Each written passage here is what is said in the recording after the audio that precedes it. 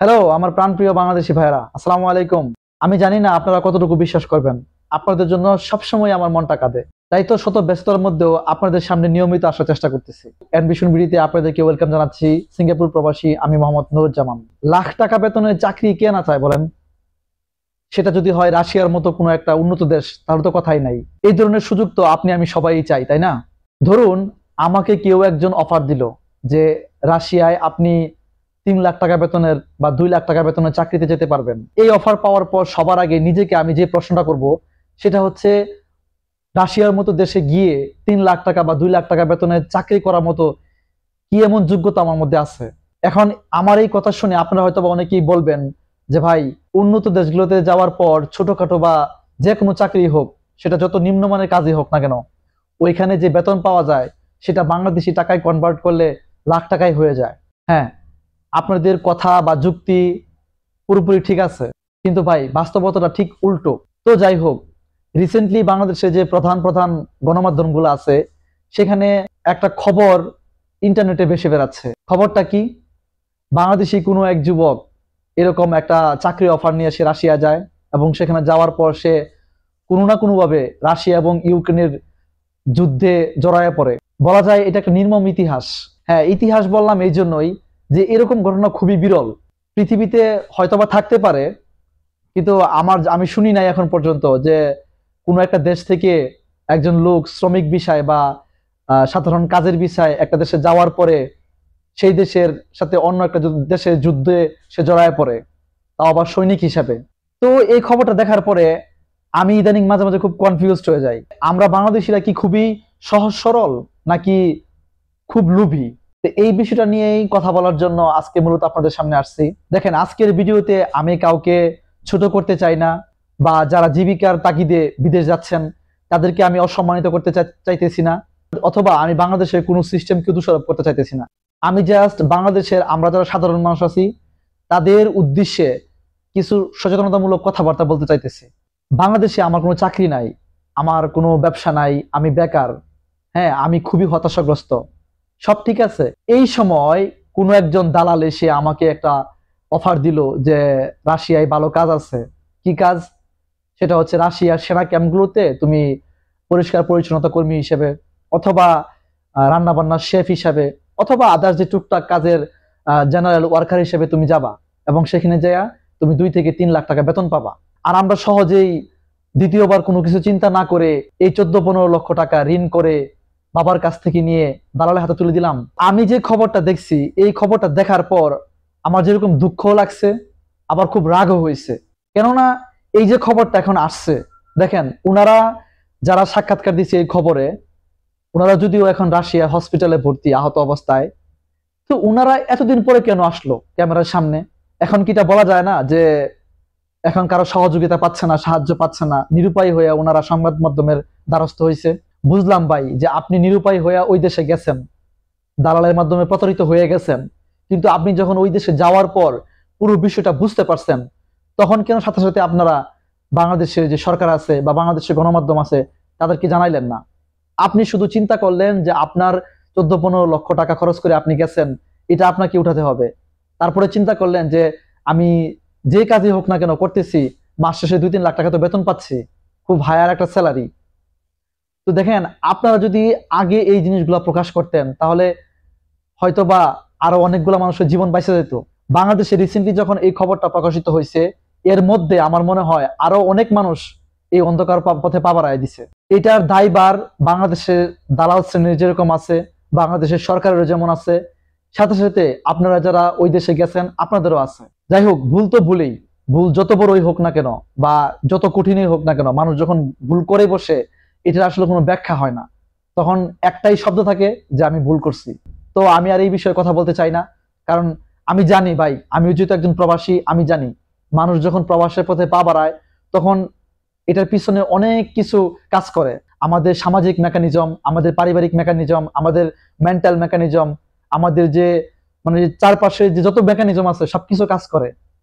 তো আমি আর এই ভুলটার ব্যাপারে কথা বলতে চাইতেছি না। আমার যে মূল বক্তব্যটা হচ্ছে, দেখেন, রাশিয়া আমাদের জন্য উপযুক্ত শ্রমবাজার না। আমাদের বাংলাদেশ থেকে রাশিয়ার সাথে এমন কোনো চুক্তিও নাই আমার জানা মতে, বা বাংলাদেশিদের জন্য রাশিয়ার শ্রমবাজার উন্মুক্ত করেও দেওয়া হয় নাই, যেমনটা মধ্যপ্রাচ্য, সিঙ্গাপুর, মালয়েশিয়া, দুবাই বা আরো যে দেশগুলো আছে যেরকমটা উন্মুক্ত এরকম না। তবে হ্যাঁ, কেউ যদি স্টাডি পারমিট নিয়ে স্টুডেন্ট ভিসায় ওই দেশগুলোতে যেতে চায়, অথবা কারো যদি কোনো স্পেশাল যোগ্যতা থাকে, ডাক্তার, ইঞ্জিনিয়ার বা আরো অনেক যোগ্যতা যদি থাকে, তারা যদি কোনো একটা স্পেশাল কোম্পানিতে স্পেশাল ভিসা নিয়ে যায়, সেটা ভিন্ন কথা। কিন্তু আমার কথা এবং আমার মূল যে উদ্দেশ্যটা হচ্ছে, আমরা যারা সাধারণ শ্রমিক আছি, বাংলাদেশ থেকে যারা সাধারণ শ্রমিক ভিসায় ওই দেশগুলোতে যায়, তাদেরকে বলতেছি যে রাশিয়া আমাদের জন্য না ভাই। 2024 সালে রাশিয়া নিয়ে অনেক বাটপারি হয়েছে, বাংলাদেশের দালালরা কোটি কোটি টাকা হাতায় নিছে। 2025 সালেও আমি দেখতেছি এটা চলমান। কেননা এই যে কিছুদিন আগে আমার এক পরিচিত মানুষ আমার কাছে কিছু সহযোগিতা চাইলো, যেটা তথ্যমূলক সহযোগিতা, যে তাকে একজন অফার দিচ্ছে রাশিয়ার ব্যাপারে। তো আমি খুব অবাক হইলাম, তাকে আমি জিজ্ঞেস করলাম যে ভাই আপনি কি খবরগুলো দেখতেছেন না? তো সে এই ব্যাপারে দেখলাম পুরোপুরি অজ্ঞ। সে আমার কাছে জিনিসটা বোঝার জন্য কল দিছে। তাই আমি ভাবলাম যে আসলে বাংলাদেশের গণমাধ্যমগুলোতে খবর আসছে, কিন্তু এইগুলা সর্বস্তরে পৌঁছায় নাই বা অনেক মানুষই জানে না। তাই ভাবলাম যে আমি কিছু একটা কথা বলি, যদি একজন মানুষও এই ব্যাপারে সচেতন হয়, তারপরও আমি নিজেকে সান্ত্বনা দিতে পারবো। দয়া করে আপনারা কেউই প্লিজ রাশিয়ার এই ফাঁদে পা দিবেন না। এটা পুরোপুরি রাশিয়ার যে এজেন্সি দালাল চক্র এবং বাংলাদেশের যে এজেন্সি দালাল চক্র, তাদের কারসাজি। তারা আপনাকে এনিহাও একটা ভিসা দিয়ে পাঠাবে ওইখানে যাওয়ার পর আপনি দেখবেন আপনার পুরোপুরি কল্পনার বাহিরের একটা জগৎ। আপনি যে আশা, যেই জীবনের স্বপ্ন নিয়ে ওইখানে যাবেন, যাই দেখবেন পুরোপুরি ভিন্ন। সবাই যায় যে ওইখানে যুদ্ধে জড়ায় পড়তেছে, ব্যাপারটা তা না। কিন্তু আমি বলতেছি এই মুহূর্তে বাংলাদেশ থেকে ম্যাক্সিমাম লোকেই যারা যাচ্ছে রাশিয়ায়, তাদের 90% অবস্থায় খুবই খারাপ। হয়তো বা দু একজন শেয়ার করতেছে আর বাকি সবাই চুপ। কারণ কি জানেন ভাই? কারণ সবাই অনেক টাকা খরচ করে গেছে। এখন যদি এই বিষয়গুলা তারা সবার সামনে প্রকাশ করে, তাহলে তাদেরও যেরকম সমস্যা হবে, হ্যাঁ তাদেরকে হয়তো দেশে ফিরতে হতে পারে। অথবা আর একটা কারণ হতে পারে যে তারা হয়তো বা দেখতেছে বেতন অনেক বেশি, তো নাই প্রকাশ করলাম, কষ্ট মষ্ট করে টাকাটা তুলি এবং কিছু টাকা ব্যালেন্স করি, তারপর দেশে চলে যাব। দেখেন, পুরোপুরি এটা ভুল চিন্তা। মানুষের জীবনে সমস্যা বা অ্যাক্সিডেন্ট আসতে একদিনও সময় লাগে না, 1 সেকেন্ডও সময় লাগে না ভাই।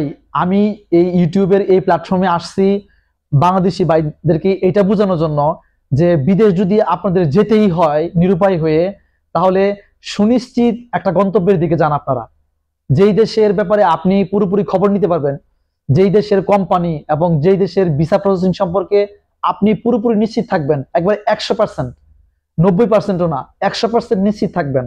যদি জেনে বুঝে ভিসা পান তাহলে চলে যান, টাকা একটু বেশি লাগুক, তাও সুনিশ্চিত গন্তব্যের দিকে যান। কখনো কোনো দালাল যদি আপনাদেরকে অনেক বেশি বেতনের প্রলোভন দেখায়, অথবা খুব সুখের বা আরামে থাকবেন ওই দেশে, যে আপনার কিচ্ছু করতে হবে না, আপনার লাখ লাখ টাকা বেতন, ভাই পুরো ফ্রড। এই জিনিসগুলো পুরো ধান্দাবাজি, ধোঁকাবাজি। একমাত্র বাংলাদেশিরাই কম পরিশ্রমে বেশি টাকা ইনকামের চিন্তা করে। আপনি উন্নত দেশগুলোতে যাওয়ার পরে বুঝবেন আপনাদের জীবন কি, কষ্ট কাকে বলে, টাকা কিভাবে ইনকাম করতে হয়। এই যে বিদেশ থেকে মানুষ লাখ লাখ টাকা, কেউ 2 লাখ টাকা, 3 লাখ টাকা, 1 লাখ টাকা ইনকাম করে পাঠায় না ভাই, যায় দেখেন তার প্রতিদিন কত ঘাম ঝরে, তার কত হেডেক নিয়ে চলতে হয়, তার কত কষ্টের জীবন। এটা যারা আসে তারাই বুঝে। আমি জানি ভাই, এই যে বেতন নিয়া, দেশ নিয়া, ভিসা নিয়া, এই যে আমি আপনাদেরকে কিছু ইনফরমেশন দেই, এইগুলা মানুষকে বোঝানো অনেক কষ্ট ভাই, এটা আমি বুঝি। তারপরেও আমি চেষ্টা চালিয়ে যেতেছি, কারণ হয়তোবা আমার কথাগুলো 1000 জন মানুষ দেখতেছেন। এখান থেকে আমি তো এটা আশা করি যে একজন মানুষ হলেও তো সচেতন হবে, একজন মানুষ হলেও তো আমার কথাগুলো তারা রিসিভ করবে বা বিশ্বাস করবে। আমি যত ভালো কথাই বলি না কেন, যত সত্য কথাই প্রকাশ করি না কেন, এরকম অনেক মানুষ আছে যারা বলবো হ্যাঁ ভাই আপনি তো বলবেনই, আপনি তো বিদেশ যায় এখন টাকা ইনকাম করতেছেন, ভাই বাংলাদেশে আমরা খুব কষ্টে আছি, আমরা খুব হতাশার মধ্যে আছি, আমাদেরকে বিদেশ যেতেই হবে ভাই, এসব বুজং বাজং বুঝায় আমাদের লাভ নাই। হ্যাঁ ভাই, আপনার সব কথাই ঠিক।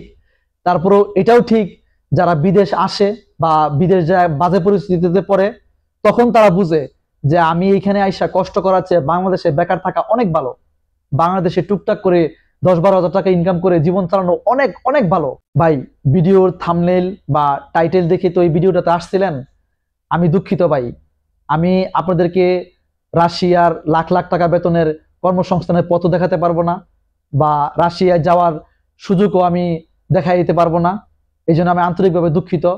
আমার আজকের মূল বিষয় ছিল যেন রাশিয়ার এই বিষয়টা নিয়ে আপনারা সচেতন হন, আপনাদের সাথে বা আপনাদের পরিচিত কারোর সাথে যেন অন্ততপক্ষে এই ধরনের কোনো প্রতারণা না হয়। আমার আজকের কথাগুলো শোনার পর আপনাদের যদি কোনো কিছু বলার থাকে বা কোনো কিছু জানার থাকে, আপনারা কমেন্ট বক্সে লিখতে পারেন।